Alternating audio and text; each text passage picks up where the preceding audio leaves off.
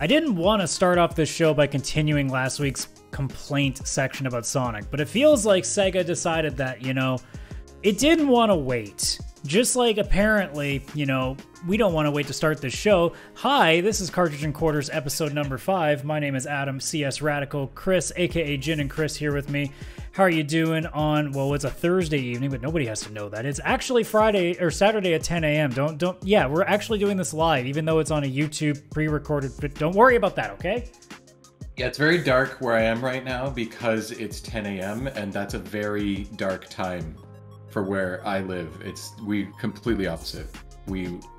But the sun works different here. Well, you're on the moon, so yeah. Yes, the moon. That's where I am. Well, it's on the moon. Oh wait, no, it's kind of like purple. So it might be more like Neptune, maybe. No, Neptune's kind of blue. I'm not really sure where you are. Maybe on some sort of Andromeda galaxy planet. That might also explain the video lag issues if you're watching the YouTube. Could be that. Yeah, it's also because maybe it's a purple moon. I'm on some sort of purple moon. And the internet here is not very strong. Well, I'm not a Star Wars expert, so I couldn't tell you if that exists anywhere in Star Wars lore. So all I know is there's a planet that's desert with 2 suns. That's about as much lore as I remember at this point. That's why it's a desert. Oh wait, I think Tatooine actually has no moon. Okay, so I'm getting a little further on the lore part, but not enough. Not enough. Not yet. Not yet.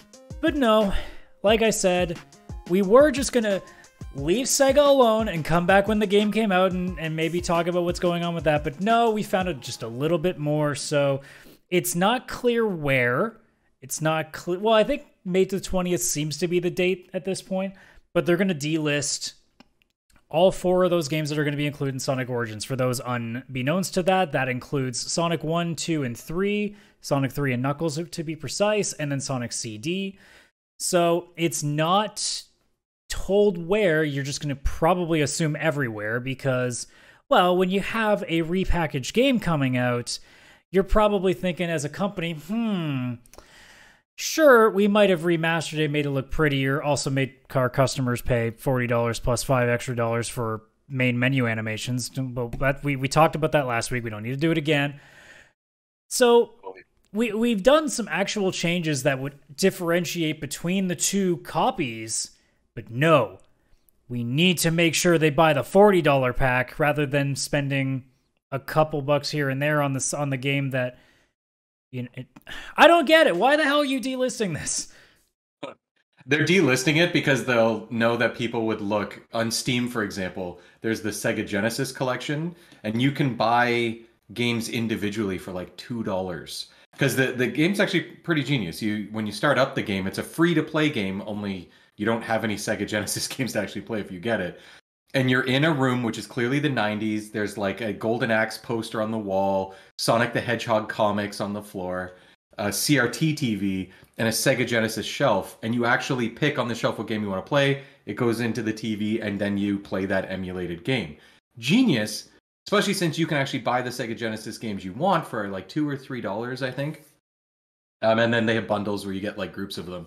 And Sonic 1, Sonic 2, Sonic, Spinball, Dr. Robotnik, Mean Bean Machine, all of that's in there. The only one that's not in there was Sonic and Knuckles, or Sonic 3, I think, because something to do with the licensing issue with music or something.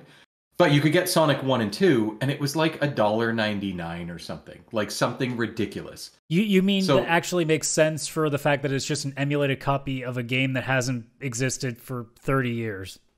100%.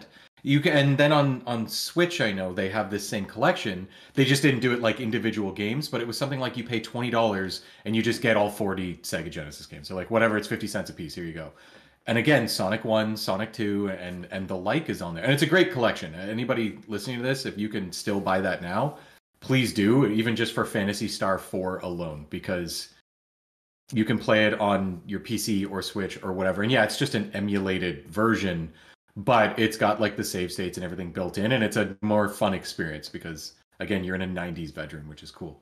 Yeah, if you have that option and you just want Sonic 2, you'd probably just buy that versus the $40 Sonic Origins collection. For like some people would. And Sega doesn't want to lose that money. Yeah, I mean, it seemed like it was, wishful thinking that we were going to be able to keep having like decent deals, because let's be honest, yeah, you're right, like the Genesis collection was actually pretty sweet for what it was, and now it just seems like Sega is turning into, I guess it's their turn in the same way that every company seems to have their turn, where they decide, okay, we've been nice enough for a while, now you got to pay us back for that, which is such a weird way of looking. But like, I mean, you look at what a lot of companies, like, I don't know, Netflix is doing right now, where, you know, you take all the goodwill that you've developed over years and years and just go, all right, we're done being good, now you're just gonna all hate us. And you know, in pro wrestling, a heel turn can sometimes make a company more money. In this industry, I don't know if that works the same way, because I mean, there probably is a baby face that'll, you know, turn the corner and be like, we're actually the good guy, and we'll be like, yeah, we'll give you money. But then the bad guy doesn't actually make them. I don't think Sega understands how this works. No, Sega doesn't. Sega is just digging themselves a hole. And I think they're just hoping that with all this backlash, so like there's enough Sonic fans out there that will still buy this. And then eventually it'll go on sale and the rest of them will just buy it and forget this horrible thing ever happened. I think that's what they're hoping for. Because they're also been very quiet, I feel. Because I don't think Sega even announced this. I think it's just like it came out that this is happening. Like people have noticed they're getting delisted kind of quietly. Yeah, that's kind of the thing now. Like, it's so funny when you watch companies, like, in general, try to, like, hide stuff in secrecy. Like, we obviously know now that, like, a couple of games on the PlayStation Premium backend are already starting to pop up. They really seem to think that they can always do this in secrecy. And it's like, no, everybody is looking for that next thing. So, like, if Sega thought that this was going to quietly happen and no one would notice, it's like, guys, even if we didn't notice until the day of, we still would have noticed and would have been, what the fuck, guys? Oh yeah. Oh, so they're definitely caught with this. I feel like it won't be as bad. It's bad for like the image of the company for sure. I think that everybody who wanted those older, like the Sega Genesis collection or Sonic 1 and 2 on buying it on whatever store you can buy it on, I think everybody who wanted it already got it. I don't think anybody was holding out to buy the like $4 version of Sonic 2. Like, no, I'll wait till it's on sale. Because first of all, it's been on sale like 1,000 times. So in the end, I don't think it's going to hurt many customers officially, but I think it's a very bad image for Sega. Well, and you're right. It's not going to really affect the sales as a whole, but the problem is that now people have their guard up. And I mean, you've done this twice now in a week, essentially. Because, again, as we talked about, you know, last week with the pre-ordering and the deluxe edition chicanery that they were pulling, it really felt like we were going back to like the early 2010s where it was just an absolute mess every time a game came out. Now we're coming back to, you know, similar practices where, again, we're just seeing pure greed. And we're just seeing a company go out there and being like, hey, instead of just leaving things alone, because that would be so much easier, now we're going to start doing all these little things. And people are looking at that being like, but you don't have to do that. Yeah. The deluxe edition, it's cool and all, but to do it the way that they didn't have to do that. They could have just done, hey guys, here's a premium edition, and here's like all the bobs and whistles it comes with. And we'd be like, all right, that's weird, but hey, it's only $5 extra. Who cares? But because of like all the weird setup of how it was all designed, like, that's where the problem is. And in this case, is it that big a deal that all these games are being delisted? Maybe not, but it's also something that we're looking at and being like, guys, you don't have to do this. Like, we love Sonic. We'll just buy the collection. It's fine. Exactly. You don't have to suddenly just take the like single version of the games off store shelves. It makes no sense. It'd be like if all of a sudden, like back in the day, if Mass Effect 3, or not Mass Effect, the Legendary Collection with all 3 games, if all of a sudden they said, hey, you can't buy 1, 2, and 3 separately anymore. And we'd be like, why? Yeah. And this is a similar case where, sure, is anybody really hurt that you might not be able to buy Sonic 2 on Steam? Probably not. But the question is still, why though?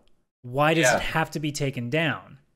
Yeah, because it was going to be Sonic fans who bought the Origins collection anyways. Nobody was holding out 5 years ago from buying the Sega Genesis collection. They're like, no, no, they'll one day be like a Sonic collection. I want that. So Like, you could have yeah, that. You could literally sell them for free on Steam, and people will still buy Origins. yeah, absolutely.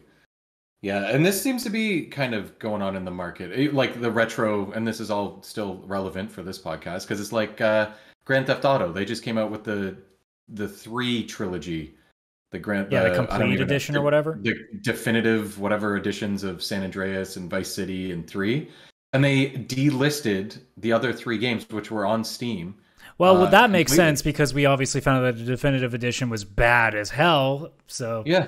And then friggin' Rockstar had to turn around and put the other 3 games back on because everyone was like, these are crap. Please give us the original games. We'll buy them.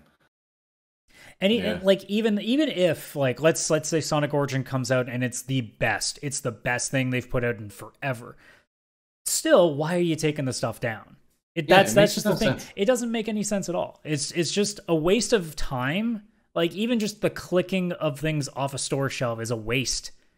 Like that's Hmm. just a waste of somebody had to make a phone call to all these various companies to say that. That's already a waste of time. Or even if it's writing an email, somebody literally wasted time just doing this with their fingers. If you can see this on the video version, I'm just making finger movements here.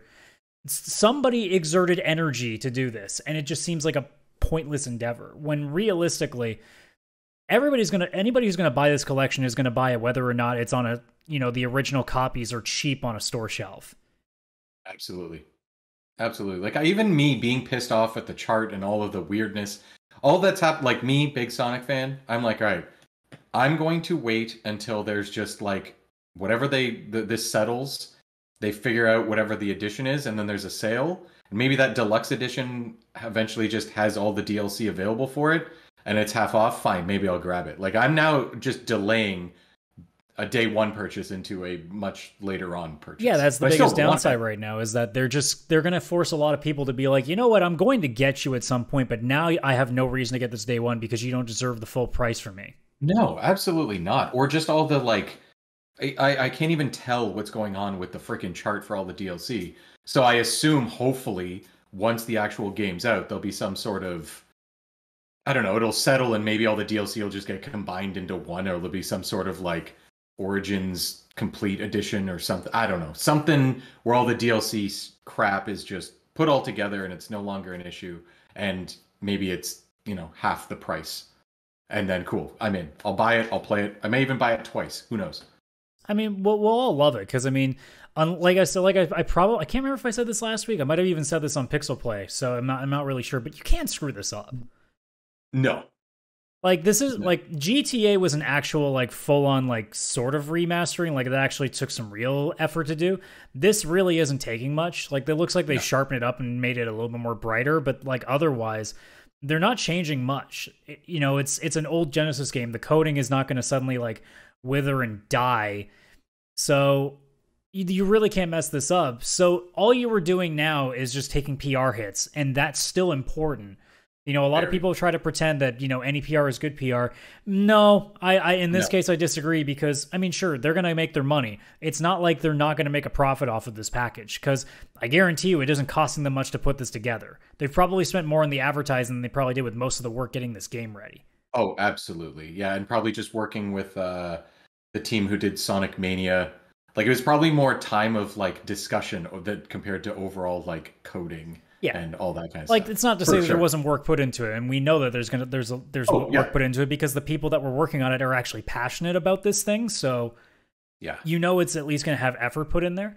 But like this isn't them taking Sonic 1 and building it like it's a Sonic Generation game.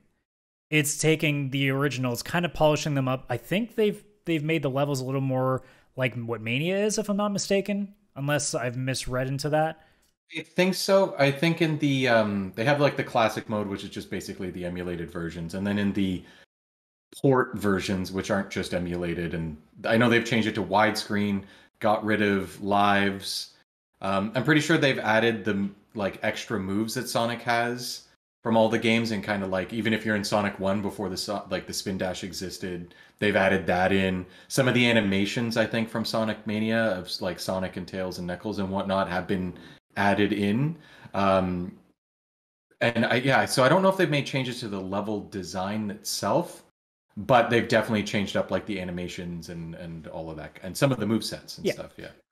But either way, like, this was such an easy slam dunk for Sega to put out, and now we have two instances where we're looking at this being like, really? We couldn't go like not even a day after the announcement. We already had the chart. A week later now we have the delisting. So it's just frustrating. Yeah, absolutely. Hopefully this is the last bit of news we'll have of this until it releases. 7 days later, we come back on air and we're like, oh, for God's sakes. Sega has decided any child born with the name Sonic must die. Like, it's going to be something. No, it'll just be, they put Shadow in the game now. I mean, they did that, right? Like as a side character? I don't know. I don't even know at this point. That was the best I could do to make a joke at this point. I have to lighten this up. So I tried, but Sega's not making it easy for me. However, PlayStation might be making it easy because it sounds like, based on a tweet. I wanted to say Twitter and tweet at the same time, and Brain did not let that go well. So we have a tweet from Garrett Fredley, is his name, saying that today is my first day as a senior build engineer at PlayStation, working as one of their initial hires for the newly created preservation team. Game preservation was my first career passion, so I'm ecstatic that I get to go back to these roots. I'm also taking from an article from Ryan Dinsdale at IGN, where they mentioned PlayStation Studios global QA manager Mike Bishop hired Fredley and said in another post, presumably about the same team, that the day-to-day focus is on IP preservation for the business, ensuring that titles of today are captured, cataloged, and secure for the games industry of tomorrow. With Fredley being an initial hire, the preservation team still appears to be in its early stages, but will seemingly focus on ensuring the longevity of PlayStation games that date as far back as 1994, when the original console was released. So it's hard to get a sense of what preservation necessarily means, but we can basically assume that it's probably both. It's probably both, making it so that their entire history is going to be available in some capacity, and then, they're going to make sure that whatever they're building now, like obviously Horizon Forbidden West, soon to be God of War Ragnarok, and whatever else comes out from their first-party studios, is they're going to make sure that there's always going to be some way that in the future these games can be pulled from. Basically, they're going to make sure that these aren't going to get lost to time, which I can't imagine on this retro podcast we would ever be not in favor of. I hate this. I hate retro games. I hate it when games actually get to live long. Yeah, no, and I saw this news earlier today, and my first thought was, okay, so this is amazing. I know that Xbox has been trying to push this because Xbox has really been pushing, like, from Xbox One, or not Xbox One. Oh my God, Xbox, your stupid fucking naming convention. The first Xbox, all the way up until Xbox Series, like most of the games you can just play. And in fact, they're getting updates to 4K, 60 FPS, that kind of stuff, which is fantastic. Sony doing this, I know they're going to have trouble with PS3. That is like the hardest system in the friggin' world to get this going. But even if they could just figure out PS1, PS2, PS4, PS5, and going forward, and everything going forward is always going to be backwards compatible or at least playable in some way. Like, it's taking what Xbox is doing, but it's doing it with a much more robust and exciting library, in my opinion. Because if I think of like, games of like the 2000s and before, like what's great, Nintendo's obviously on there because they're around there first, right? They just had so much of a head start. PlayStation's like number 2. Or Sony, I guess. Like Xbox, the backlog, it's like, Fusion Frenzy, that's cool. Or the Halos, but even Halos, like the very important games in Microsoft history, pretty much have been brought back in things like the Master Chief Collection and whatnot. Like, there's not really any Xbox game that wasn't like that was an exclusive that I really like. I need that. PlayStation, especially PS1, PS2 era, there was so many PS1 and PS2 exclusives or just it had the much better version of the game that I would want to be able to get my hands on. So whether it's through a subscription service or even it's available in their stores, or they've got it figured out where there's at least just some way to preserve these games. So 10 years from now, if I want to go back and have a look at Legend of Dragoon, I can go back and have a look at Radiata Stories if it's there. I know that's Square Enix, so it would be up to them as well. But if that is there, like that's kind of what everybody's been fighting for. It's not necessarily about being able to play every single game. It's about preserving them so they're not lost to time, just like movies. There's somebody guaranteed that wants to watch The Wizard of Oz, even though that movie's from 1939. Like, imagine that was just lost because the technology of a movie reel was gone. The world would lose its shit, and gaming is and will get more the same way. So this is super, super exciting, at least like in my opinion. Yeah, I mean, you're looking at the potential of, at this point, like you said, a lot of like the big names, like, because I mean, you can't assume everything's going to be saved, because I mean, you think about it even just from a historical aspect, there are so many things in the entire history of this planet that we will never know even existed because we don't have any record of it. So there's so much out there in that aspect, and that's, you know, we're talking billions of years. In this case, we're not even really like more than a century into gaming. In fact, yeah, at this point, we're not even in a full century of gaming still, because we're not even hitting 100 years of Pong yet. So, yeah. Well, not that Pong's the first game, but that's the one that everybody kind of just knows is kind of like the default. So there really is a point where, like, yeah, there are like historical museums for gaming, but it's not like to the same extent that we look at, say, like, you know, what's the big museum that starts with an M? I don't know why I'm blanking. Like, Night of the Museum did like a movie in it. I feel like you're thinking the Smithsonian. Oh, the Smithsonian. Okay, so maybe I'm just thinking M because I don't know, museum, dumb brain. Or it's a very powerful M in the word Smithsonian. It's like right there. Maybe it's the other M. That's the best, you know, gaming comparison I can make it to. Yeah. So we obviously aren't at a point now where too much is getting lost, but at the very least now, because we are hitting, you know, we're plus generations, especially with PlayStation alone. We are now in 5 generations of PlayStation. It's very easy for things to vanish. People make it seem like, you know, everything's going to be kept forever. But apart from like fans that do what they do, it doesn't really mean much in the end because they can't distribute it the same way that, say, a publisher can. So with Sony putting an effort into this, that suddenly makes it that it's a lot more possible that things are going to be easily accessible to everyone, not just somebody who knows where to look on the internet, because that's not the same thing. You know, if, say, the premium edition of PlayStation Plus ends up being because of this team and, you know, further down the road as they continue to preserve stuff going forward, assuming that's what they're doing, you know, we're not going to have situations now where, you know, you're going to get 2 generations into a console since a game came out, and you're never going to be able to find a way to play it again unless you have a functioning original console.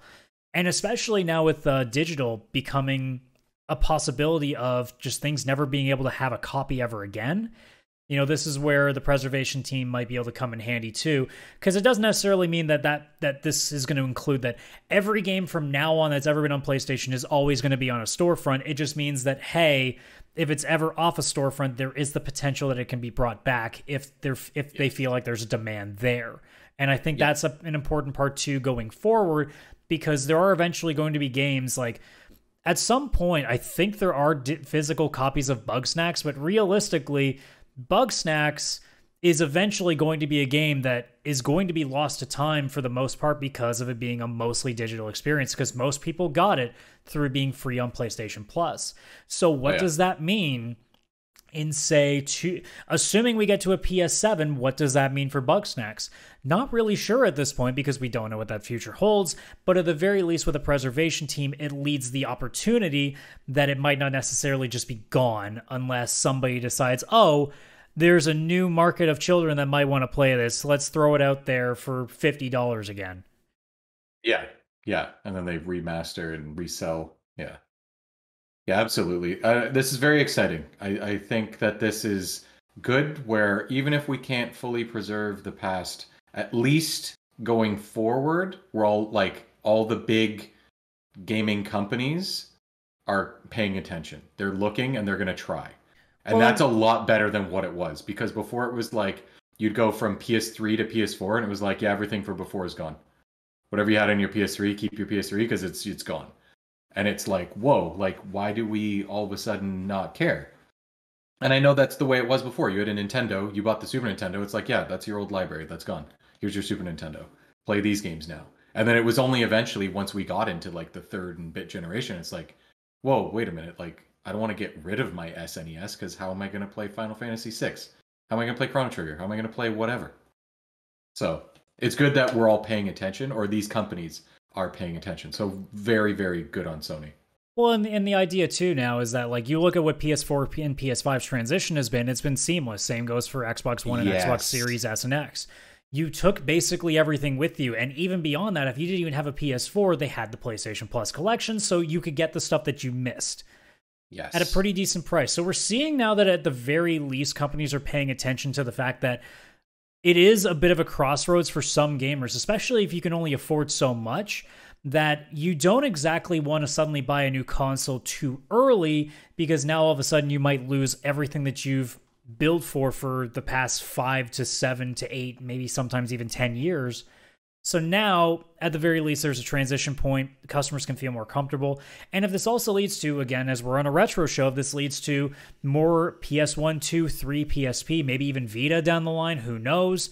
But like, if this means that customers can now safely put their old consoles, put the old copies of their discs in a box and store it, as like a time capsule for the rest of their lives, and not have to think too hard about, oh, but if I get rid of this, I may never be able to play this again. If it leads to at least a little bit more of a relaxation in the minds of gamers, I already think that's a plus. And if there happen to be more bonuses beyond that, then we get to look forward to the spoils later. Yep. And it'll help Sony, Xbox, Nintendo jumps on board with this. It'll help all of them because, like you just mentioned, there is that panic when it's like you're going from the PS4 to PS5. It's like, should I upgrade because I don't want to lose all my previous games? And I like PS3 to PS4 had this issue but as you mentioned, PS4 to PS5 seamless. There's anybody who had a PS4 had no reason to not go to a PS5 if they could afford it in that moment. They lost nothing. It was only an upgrade, only a bonus, no sacrifice required. You'll lose nothing. You can carry it with you. And that is huge for sales because it won't hold any customers back besides, of course, the actual price, which is like normal. You can't help that no matter what. Yeah, because a lot of gamers will end up trading in their consoles too. So yes. I cannot imagine being like, if I was my age back when I was a PS2 gamer, I could never imagine trading in my PS2. I don't think I've never traded in a console because that's kind of how my brain works anyway. But like, if I had to, I would be looking at my collection being like, there's no goddamn way I'm doing that. Like, my shelf of PS2 games alone, there's no fucking way I'm going to get rid of that thing because I know I'm never going to be able to play these games again. Yeah, I wish I had thought that. I think most of these consoles you were able to backwards compatible with those discs. Actually, I don't remember. Did PS3 do past discs? So it was interesting with PS3. The very first edition that came out, that was like $700 Canadian or whatever the ridiculous price was. It was that price because it also had a PS1 and PS2. It wasn't emulated either. Like, I think it actually had the necessary parts just to run. Is that why that thing was so friggin' bulky then? Yes, and that's why it was so bulky. And then later on, to cut the cost down, they removed the PS2 part. The PS1 part, I think, cost them like $15. They were like, it's fine, like we can keep that in. So PS3s can all run native PS1 games, no problem. But whether it'll play a PS2 game depends on which generation of PS3 you have, or which. So I mean, there you go. Version. So in most cases, you will be able to have some bit of a transition, but again, like, it is also that nervousness too that people have. So hopefully, with whatever the preservation team is, because I mean, we don't have official confirmation on what specifically that means. I'm sure Sony at some point will blog post that. So we'll know more as we go. We'll obviously talk about it further then. But for now, just the news of that is, whatever it may be in the future, it's just something that, we can look at and be like, okay, cool. That's going to probably mean nothing but good things. Like, you sit there and you wonder, what can a preservation team be that isn't good for us? Yeah, right. There's nothing bad that can be about this. Maybe the anti-preservation team. It's preservation of our profits. Maybe that's really what it meant.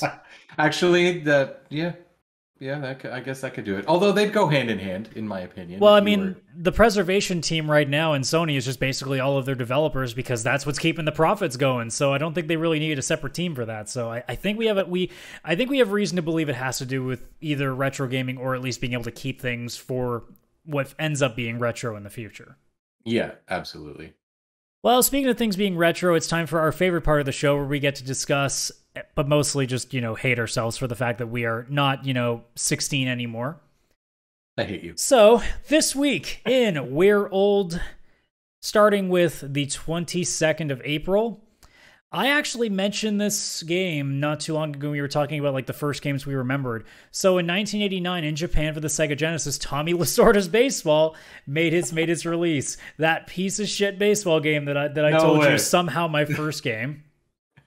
Or at least the first game I remember. Yeah, that was definitely in a bargain bin. There's no way that... I just found that one was funny, but there's not much else on the 22nd, so I had to go with it. Yeah, it's perfect. The 23rd, we have two. So in 2002, for PS2, Xbox, and GameCube in North America, because, hey, we're both Canadians here on the show, and we're all happy that our team's in the World Cup. 2002 FIFA World Cup was out there, which a lot of people will probably remember. I believe that was the South Africa tournament, if I'm not mistaken. Oh, I think it was, yeah. That was probably a good one. Is that the one where waving flag was in our heads for like at least a year? Oh, no, that may have been slight. I think waving flag was around like 2008. I don't know. I think that's just the song I associate with any World Cup now because I still can't get that friggin' song out of my head. They come out with a new one every World Cup or Euro Cup, and it's like a new song by Shakira, and it's like the official World Cup song, and everybody's just like, it's not waving flag. Either that or that really sappy song they did at the 2010 Winter Olympics where it was like that Canadian girl. Oh, yeah. I don't want to even sing it because I don't want to have to get too much of it in my head. Also, I wouldn't want to torture our fans any more than I have to because I'm already telling them how old they are, so... Yeah. I already hate you for you telling me this. I don't want to upset the fans. Well, maybe you'll like me more when I go on to this one. So we go all the way down to 1985 for the other entry on this list. For the PC in North America, one of my personal favorites, because this is like MS-DOS days, Where in the world is Carmen Sandiego? Oh, that was such a good game. Oh, sorry, I'm saying it wrong. Where in the world is Carmen Sandiego? I was worried I wasn't going to be able to get that low. That takes a lot. That was low. Yeah, man. That was good. That took effort. You got to start singing. Nah. Or radio or something. Nah. But yeah. I love that game. Now that game, if you actually go back and play it, most of it's kind of just weird how it designs it. But hey, it was 1985. You can only expect so much. Yeah, like even to run the game wasn't like double click on it and it'll launch. Honestly, that would be a really cool game to do now. Honestly, with the Wordle trend, you could actually use Carmen Sandiego as a cool thing to do like geography Wordle stuff. Oh. How do we quickly buy the rights for a very cheap price to Carmen Sandiego? I don't know. It's you have more money than me. That's your job. I just don't even know who to reach out to. Find Carmen? Where in the world is Carmen Sandiego. Start there. It's literally the real life version of the game is to find the actual game. Exactly. I mean, I'm on board. Anyways, moving on to the 24th of April, we have two games here. In 2000 in North America for the Game Boy Color. Metal Gear Solid, which I believe in Japan was known as Metal Gear Ghost Babel or Babel. What? So yeah, I didn't even realize that it came out on that. So yeah, there's again, sometimes games get a little bit weird when Japan kind of translate things over to us. So yeah, there's a Metal Gear Solid game on Game Boy that got brought over here, but I'm pretty sure it's Ghost Babel in Japan, but they went, oh, they won't know what a Babel is. We got to call it Metal Gear Solid so that way they don't get confused. Just like when they were like, oh, Final Fantasy 2 is too hard. Let's just not give them that. 3 is too hard too. All right, well, 4 is actually not too bad. I think they can handle 4. But they're going to be so confused if we just send it out as Final Fantasy 4. Just call it 2. It won't be complicated 30 years from now. True Final Fantasy people get it. They know. Right. We know. Well, we know now, but it took a while. It did. And if you're in Europe, it took even longer because I think you had like a break between 1 and 7. Yeah, 7 was the first one, I think, in Europe, which is insane. So, Final Fantasy, Not as crazy as Kingdom Hearts, but still crazy. Yeah. Other one on the list, in Japan for the Super Nintendo in 1998, Mega Man and Bass, which to my knowledge might be the first game in Mega Man that didn't have, or that had a second playable character that wasn't Mega Man. I'm not 100% certain on that, but I'm pretty sure, because I don't think Zero had his own game at that point. No. I think you could play as Proto Man in one of the old Mega Mans. I don't remember. Maybe not. Maybe he just showed up a lot and I'm thinking you could play as him. Now, if anyone's confused, why would they call him Bass? I'm like, well, if you know the Japanese version, it's actually Rockman. So rock and bass, and when there's also treble, as I think the Purple Wolf robot, I believe. Yep. So like, the guy that created the series kind of just had a pretty big interest in rock music. So you know. Oh yeah, absolutely. Because there was even one of the Mega Man X's. All the bosses were based off of Guns N' Roses. Like, he was really into music. That guy. Well, rock music. Well, sometimes you get at a point in a Mega Man game where, you know, you can't beat any of the other bosses, so you're sitting there looking at the screen going, where do I go now? That's exactly how it went. I'm sure that's exactly what they were thinking. Anyways, 25th, 4 games on the list. In Japan, you don't get to hear these too often. We're actually going to Japan as a later date, but in Japan in 2002 on the 25th, they got the original Halo for the first time. So the original date for us was November 15th, 2001, but Japan did not see this copy until April. And for those wondering, how is that a thing? Usually it's only ever Japan that doesn't release stuff to us on time. Here's a stat that I found out recently. The highest percentage of console share ever in Japan between any generation with Xbox, the best they ever did was the 360, and it only had 7% of consoles in Japan. That was the best they've been able to do. Xbox in Japan doesn't work. No. I wonder if the Series X or S is going to change that. I wonder. They're constantly having a Japan push, like where they're getting... They're really trying. They're trying. Like, they'll have like an actual showcase of games coming to Game Pass. It's like strictly for Japan. Like, here's all our anime games. Here's the JRPGs. I feel like they're trying, but they're not going to get it. If I'm remembering the numbers too that I saw, because it showed every generation, I think the Xbox One actually did the worst out of the 3 of them. So, I'd imagine, yeah. I mean, PS4 was like a ridiculous hub for Japanese content, so it's not really PS4. That surprising. Yeah. A couple of random ones. I say one random one. The other 2 are actually pretty big. In 2000 for PC North America, you know, because I know Chris likes his Tycoon games, Airport Tycoon was released. I would have loved playing that. I'm going to search for it after this podcast. See, I knew you would be interested. And then we get to some oldie but goodies. 1989, these are both NES games in Japan. So first one in 1989, River City Ransom. Oh, yeah. Oh, yeah. Which everybody knows because it's the game, I believe, where infamously you see your girlfriend get punched in the stomach and then carried away, which, you know... in those days would have been fine. No, might not have gotten over so well. Was she like kidnapped? What? No. Women never get kidnapped in games back in those days. They were just in other castles. Yeah, that's true. If anybody gets kidnapped, they're probably getting punched in the stomach before because you want to knock them the frick out and then carry them off. No. In the 80s, Chris, women couldn't fight. That was the rule in games. Right. Should have just made it was a guy and a girl. That's the easiest way. All Peach could do was float and throw vegetables at people. That was all she was capable of, okay? Yeah, they really made Peach useless. And then Mario RPG came around and she was like, I'm going to hit you with a frying pan. Oh, they're like, we're really going to go home with this idea. She has a frying pan. Or I'm going to slap you, but my hand's going to expand 10 times its size. This is going to hurt. Oh, she uses a frying pan and slaps people. Oh, Japan. Get in the kitchen, Peach. Jeez, there was no innuendo with that, was there? But anyways, enough about the rampant sexism in the past. 1986, the other release that was on the NES in Japan in those days, Gradius or Gradius, can't remember the pronunciation. Oh, right. Yeah. Yeah, I never good actually game. played any of those games. It's always been like the ship flying games, like whether it's, in a 3D space or whether it's side scroll. Those are the games that for some reason I never got into. Like all those. I'm trying to think of the ones that like are notable for being like massive bullet hells. Like I've never really played many of those either. I played a bunch. I can't remember most of their names. I definitely played Gradius.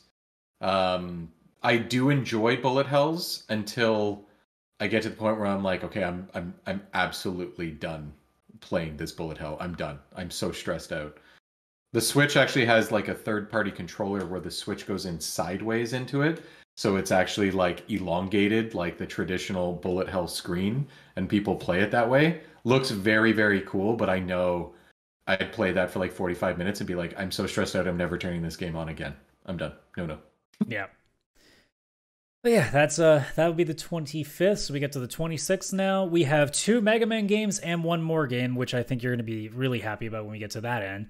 But I mentioned Zero earlier. Well, in 2002 for the Game Boy Advance in Japan, Mega Man Zero came out. So the first of those Zero games, which I never played those either, but I heard a lot of good things about them. But I didn't play a lot of handheld games in those days, so yeah, same. I wasn't into handheld at that point. Again, like I was before, but I died off. Yeah. I mean, I think the only Mega Man games I played around that time, even anyway, was Command Mission for the PS2 and then the Battle Network games. I think the first 2, and then after that, it was like Pokemon. I'm like, I can't keep up with you. Stop. Because I think there's like 6 Mega Man Battle Networks now. Oh, jeez. If not more. I might even be, there might be more than 6 now, so who knows. Oh gosh. In 96 for the PS1 and Sega Saturn, this is a port, so it's not the official release, but in Japan, Mega Man X3 was released for those 2 consoles. The original date was December 1st, 95 for the Super Nintendo. I didn't know that it got re-released on those consoles. That's crazy. I mean, it makes sense in the same way that like we got a lot of Final Fantasy games where like those games you eventually try to, especially now the PlayStation is the surprising part, but then again, some of the X games did eventually come out on PlayStation as well, but the Saturn made perfect sense, so that one didn't surprise me. Yeah. But then your personal favorite, we go all the way back to 1991 in Japan for the Super Nintendo. Originally came out February 2nd, 1989 for the Mac and Amiga systems, but SimCity. What? Oh, God, it's one of my favorite franchises. I can't even lie to you. The other day, I was doing work around the house, and I was listening to a SimCity playlist. Oh, I think I was specifically listening to the Super Nintendo one, but my God, that game, there's something about it that's just so relaxing. Definitely the music, but also just the concept of, like, let's build a city. Cool. Absolutely. Oh God. Now, we don't talk about the last time they tried to make a SimCity game, so we'll not think about that. We'll just go back to the original, which was good, okay? We're done. The original. Now like city skylines. We'll just skip there. Well, now I'm about to do something that's a little unusual. I am not going to do the 27th, and there's a reason for that. So I'm going to go with the 28th first. So today, on this day, 3 games came out. First, in 2001 in Japan on the PlayStation 2, Gran Turismo A-Spec. Nice.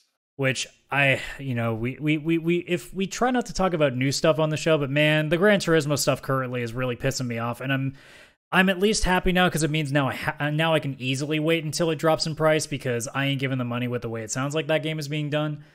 Yeah, same. Let's see here. In 1993 for Japan, Super Nintendo, Super Bomberman. I love multiplayer Bomberman. Any kind of multiplayer version of Bomberman is so much fun to play with people. And then lastly, as I try to pull this up here, I'm actually going to send you this in a second over Discord. So, because there's a reason for it. You've probably never heard of this game, but I just found it really interesting because I thought of something completely different when I heard the name. But actually, I lost the thing here. Where did you go? Get back here. There we are. In 1989 for the NES in Japan, a game that reminds most people of not a video game. Here is the picture for you, Chris. I'm going to try to get this up on screen as well for people if I can. But there's a game called Holy Diver that came out. And does that image that I not just sent you look like a Ronnie James Dio album cover? What am I looking at here? But yes, you are 100% correct. I'm going to try to zoom in a little. Not that zoomed out. Why? Okay, that's the best I can do for you guys on the video feed here on YouTube. Tell me that does not look like an actual Dio album cover. This 100% is on vinyl somewhere. This image exactly is on vinyl. There's no way. Now, what the hell? As I look up what this game actually was, because I did sort of research it, here is the story, and again, tell me this does not sound like a Ronnie James Dio album.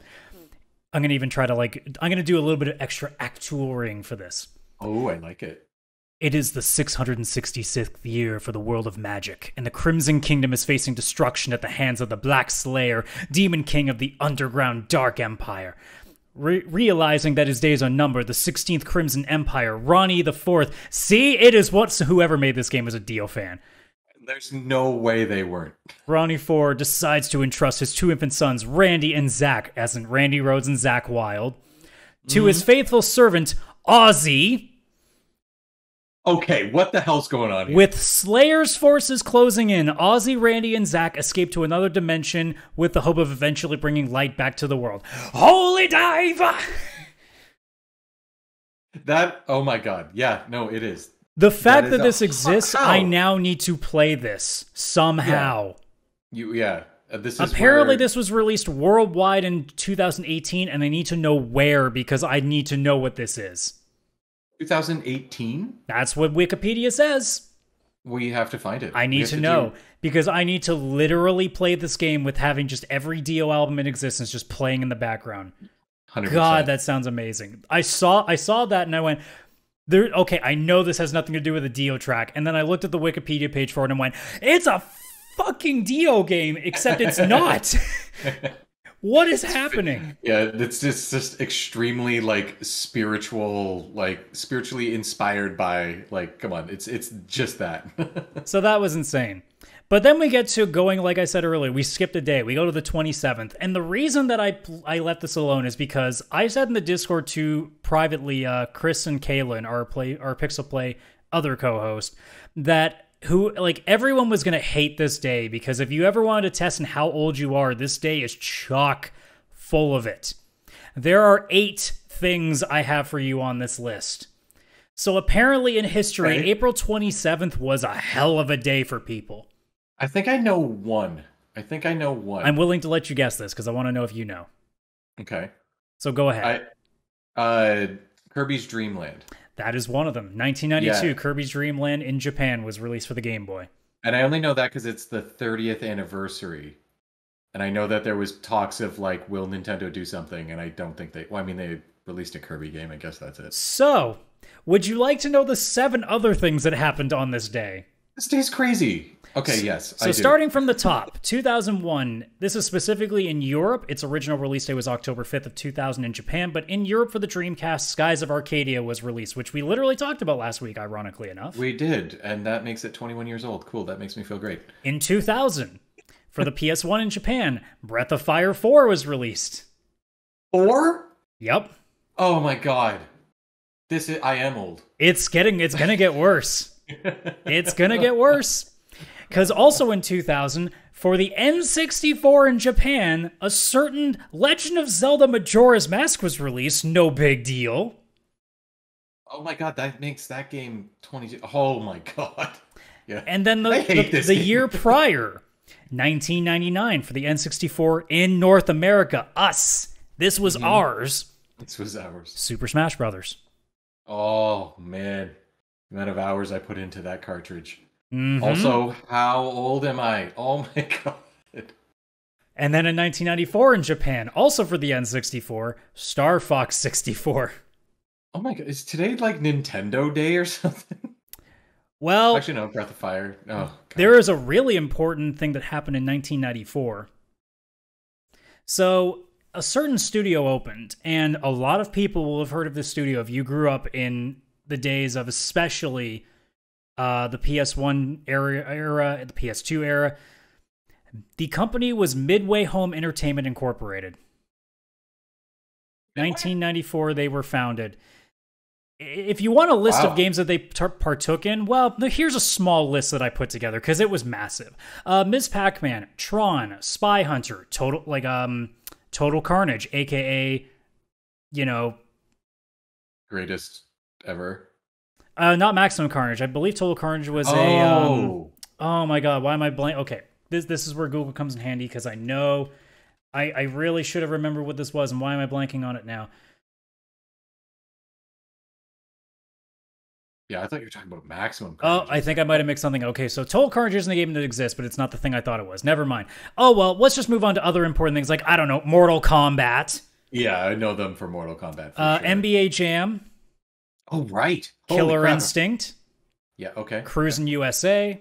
Holy crap. And also the NFL Blitz and NHL Hits games they were a part of. Ah. The last thing that they ever made, here this is where it gets funny. You know what the last game their name was attached to was? Do you remember in 2009 Wheelman, that Vin Diesel game? Yeah. No. That's the last thing they did before they were closed in 2010. Oh, they should have just kept doing the good stuff that they're already doing. Well, they were, and then like a lot of studios in those days, like think of Acclaim, for example. That's a name that we all remember. Yeah. So yeah. That was 94. You already got the 92 with Kirby's Dream Land, so I saved the best for last. Mm-hmm. Although technically, we have no idea what this is, because it took 16 years for us to have this. What?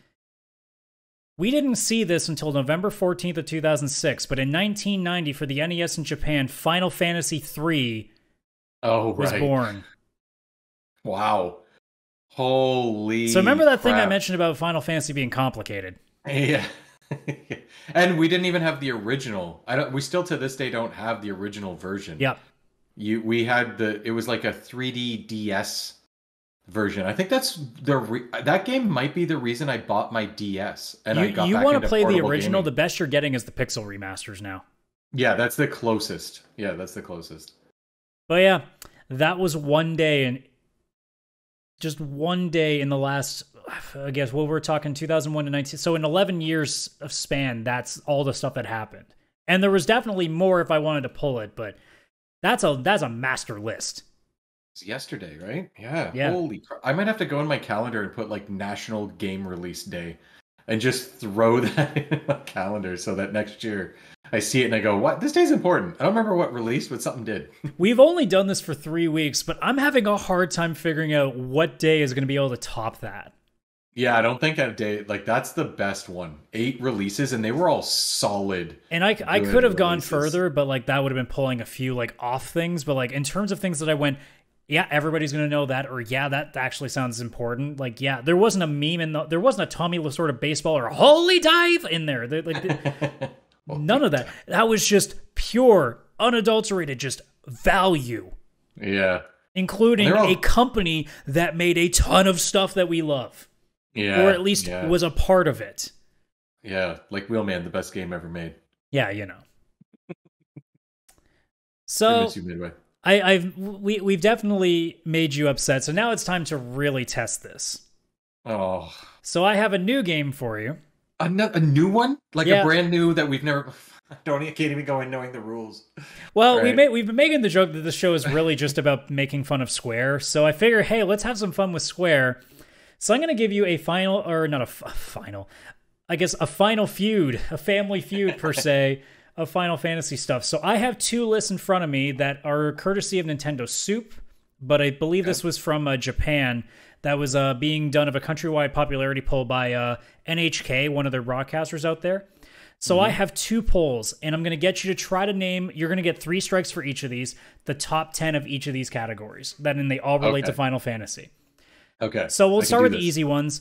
So I want you to give me what you think is the top 10 in no order whatsoever. So I'll just tell you if, you get games that count. Okay. So you have to get the top 10, and you have 3 incorrect answers max that you can go to. Okay. And the first category is just Final Fantasy games? It's just games. This is voted on by Japan, the favored game. Okay, some of these are going to be entire easy. Series. And yes, this does include like mobile games, just so you're aware. Oh, fudge. All right. So some of these are going to be easy. Some are going to be tough. Mm-hmm. Final Fantasy 1, the original, I assume is on that list. Already? It's 24th out of 30. What? Like, I get it. It's not the best one, but come on, guys. It's like the mid I don't know, they might have just talked to a freaking bunch of kids for all we know. All right. Okay. So Not to a great start. I better not start with like what? Okay. Final Fantasy 7, yes. Of course, that is number 2. Okay. Final Fantasy 13, because everybody loves lightning in Japan. Tell me it's not. Oh my god. It's 14th. What is happening? Okay. Final Fantasy You might want to 6. start being a little bit careful of your strategy here. Yeah, my strategy sucks. All right. 7. Yeah, you got 7 6. already. 6 is 3. 6. Okay. 4. Also, 6 is 3 in America, but we're not talking about the complication. We're talking about its placement on this chart. 4. Yeah, it's 8th. Oh my god. What the hell is before these? What is number 1? 10. They're going to love 10. 10 is number 1. Okay. That makes sense. So you have 4 out of 10 so far. Oh my god. And I've got the first 3, because it goes like 10, 7, 10, 7, and 6 6 are the top 3. And then 4's in there. Yeah, 4 is at 8th. So you're missing 10, 9, 7, 6, 5, and 4. All right. I'm going to go with 8 and 9. 8 is 7, and 9 is 4. So you are now You are now 6 of 10. And so you're 14. Missing 14. You said? Yeah, 14. Yeah, that 14. is 5th. So you now just need to give me 1, 2. You have 3 games left. You need to give me.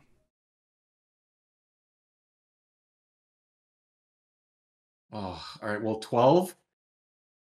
That's a risky one, but I should have gone with 5. 12 is 15. So I should have gone with 5. In order from 10 to 1. Actually, no, I'll even give you I'll give you the answers that you missed. So the answers that you missed was, like you said, 5. Yeah. And then the other 2 that you were missing were 11, which actually I was surprised by. That surprises me. And 15. So there's probably a recency bias with some people with 15. There has to be. And also it's Japan. Japan does have a weird taste of things. So here is the order that they gave from 30 up. So in 30, this is all from 30 up, so I'm not going to keep saying the numbers because it's going to get complicated after a while. Yeah. So in order, it's Record Keeper, the mobile game, Crystal Chronicles Echoes of Time, 13-2, which is insulting me because it's the only good one in that trilogy. Yeah, 100%. Final Fantasy Adventure, then Dissidia 012 Final Fantasy, Crystal Chronicles Ring of Fates, then the original Final Fantasy, Dissidia Final Fantasy, Tactics Advance. That also hurts my feelings a little bit because after it is Lightning Returns, which really hurts my feelings. Lightning Returns shouldn't even be on a list. No. Because it's not even really a Final Fantasy game, let's be honest. If a JRPG actually tells you can't finish everything, it's not a JRPG. That's slander. Then we get Mobius Final Fantasy. I believe that's a mobile game. It is. Then there's 10-2. I don't care what anybody says. 10-2 is a lot better than people give it credit for. Yeah, 10-2 is fantastic. And then there's 2, Crystal Chronicles, Type 0, 12, 13, Crisis Core, 3, Tactics, and then we get to the top 10, which is 15, 11, 4, 8, 5, 14, 9, 6, 7, and 10. Japan is a little bit weird, although I imagine the top 10 would not be too different. I think 5 would have a weird place because I don't think nearly as many people have a fondness of 5. I think 7 would probably be the top one because that seems to be what North America has its irreverence for. Yeah. I don't think 11 would be on there. So here is the harder one. Oh, fuck. So I'm going to give you 5 mistakes on this one because now here's a poll from 1 to 75 characters. 75, and I got to get top 10. And it's just whatever the top 75 is. So there's a bunch that didn't even make it on the list. Oh my god. So for now, I won't even give you the numbers of the ones you get wrong because I don't want to scroll and take up too much time here. But give me the top 10, and I guarantee you will not finish all 10 of them. Great. If you can get 9, I might just give you the match. Okay. All right. Characters. We've got Cloud. Yes, that is a ding. And Titus or whatever his name is from... That is a ding. Also, Cloud was number 1. Titus is number 7. Okay. What? He's so low. Tifa and Aerith I just want to throw both of them in there because Aerith is 3, Tifa is 9, so you're 4 for 10. Tifa is 9. All of you are wrong. Tifa is number 1. I don't know. Aerith finally swore in the remake. I think that earns her some points now. No. She's up there. She deserves to be up there. They both deserve way above everybody else. All right. So far, so good. But also, I've chosen the obvious. Terra, Final Fantasy VI. She is not. She is. I'll give you the number on this one because it's close by. She's 17th. Okay. Wow. So that's at number 1. Tough crowd. All right. Okay, Lightning. I feel like even if they don't like 13, Lightning's got to be on. Yeah, there. Lightning. For some reason, Japan loves the broody people, so Lightning makes it. She's number 8. So that puts you at 1, 2, 3, 4, 5. Yes, 5 of 10 now. Oh, okay. Sephiroth. Like, is villains on there too? What? He's 11th. Oh, come on. It's so close. Fuck. All right. Well, I got to throw this one out there because this would be a personal favorite, but Kefka. Come on. He's not, but he should be. Okay. He's 43rd. That actually makes me really upset. What? That's a big apparently, according to Japan. I want to see this group of people that they asked this to because I don't trust a single one of them. All right. So you're at 3. You're at 3 X's. You got 2 left, and you're still missing 5. Although realistically, it's 4 that you can probably guess. Actually, you might even not get one of the other ones just because you'd be surprised if this one's on there, but you wouldn't know the person. So I'll sort of throw that as being like, hey, it's someone that you wouldn't expect to be here, but it's a well-known one. Okay. For 15, what's it? Noctis? Noctis on there? Another one that it's really close, but no, he's 13th. So that's 4. X number 4. So you are down to one more mistake here. Did I say Squall? You did not. Do you want to go with Squall? I would like to go with Squall. He was 14th. You got you got a bunch of the top 15, but you missed out. I think I'm just showing my age. All right. So you'll probably get mad at a couple of these. So here's the 5 or the 3 easy ones out of the 5 that you missed. Yuna was 1. She's number 2. How the hell didn't I say Yuna? Vivi, who is a massive mascot for the franchise, is number 4 all time. True. And then Zidane or Zidane is 5th. Here's the 2 you probably wouldn't have guessed. So number 10, I'll give you the game and see if you can guess him in this one try. It's somebody from 7 that I'm actually surprised is in the top 10. Zach? Or yeah. whatever his name is? What? Zach Fair is number 10. I would not have guessed Zach at all. Here's the one that I know you wouldn't have guessed. I can't even pronounce the goddamn name. Here's how my brain is looking at it. Emmett Selch from 14. Oh, yeah, that guy? Oh, come on. Like, I get it. Kind of cool guy, but really, it's an MMO. Oh. So I won't go through all the names, but here's some of the notable ones that are strange to me. So Ultros did make the list, so that makes me happy, but it's 66th. Let's see here as I keep scrolling. Golbez is 54th. Mm-hmm. Let's see. Hope is in the top 50, which is kind of hilarious to me because no one likes Hope. No, but he's 48th. Okay. Setzer is 44th. All the ladies in Kingdom Hearts 2 are screaming Setzer right now. Shadow from 6 is 41st. Cecil is right in front of him at number 4. Let's see here. Renoa is 35th. Jekt is 34th. That is an interesting name. Yeah, why? Why is Jekt... Okay, Japan. I'm actually going to stop this show for a moment. Japan, do you have dad issues? Yeah. Seriously, Jekt? He beat out all those other good ones. Yuffie at Golbez. Yuffie at 33. Balthier at 29. Yeah. Let's see. Aside from Noctis, the biggest 15 character is Ignis at 28. Riku, one of my personal favorites, is 27th. Oh yeah, Riku. Everybody's favorite coin flipping womanizer Edgar is 23rd. Mm-hmm. Vincent's 22. Locke's 21st. Let's see here. Kane, the absolute just king of betrayals, is 18th. Wow. Ornn is 15th. And another on, like, a lot of 14 names are in here. Like Crystal Exarch is 20th. Horshafont Greystone, I hope I even got remotely close to that pronunciation, is 12th. Oh, I know who. Yeah. 12th? Really? Yeah, this is definitely these, like, the more current games, and yeah. Yeah, well, it's a lot of it makes sense. 7 takes a bunch. X takes a bunch. I don't know why I said X when I could have just said 10. 9 takes a bunch. 14 has a lot of presence. So there seems to be a trend in a lot. But man, Zach being top 10 is genuinely surprising to me. I wonder if it has to do with some of the stuff that we didn't get to see. Because we did get Crisis Core, but I know there was like a mobile game that was about the Turks that went in Japan. I know they got a lot of extra things, so maybe they have a more of a affiliation with him because they got more content of it. Yeah, it could be that. It's got to be something along those lines. I'm also completely shocked at Zidane being like, what'd you say, number 5? Probably because, it is probably weird because, again, Japan seems to like broodiness, so it's why it's surprising that Zidane's in the list, but Squall didn't make it. Yeah. Like, if don't get me wrong, Vivi being up there from 9 totally makes sense. Like, and not even from a mascot standpoint, like Vivi legitimately is one of the best written characters the series has ever had. Yeah, like when I think of that game, Vivi's where I go like immediately. Zidane's like he's there, but it's like, I don't know. Like he's good. It's not like I dislike him, but I wouldn't be like, oh man, that character's like top 10 for me forever.